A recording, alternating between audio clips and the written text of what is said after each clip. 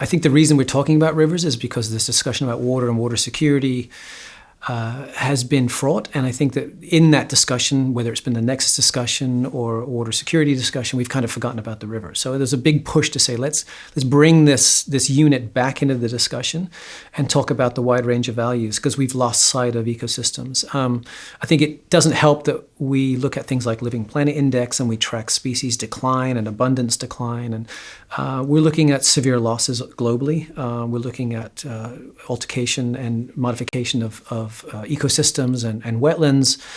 So yeah, it's about how do you start to open up the discussion to get people to think about this in a way that maybe is starting to resonate. I think value is useful because it appeals to private sector, it appeals to finance sector. It gets it out of the water box a little bit more, and it gives you a chance to talk about the connections in a way that you haven't been able to in the past.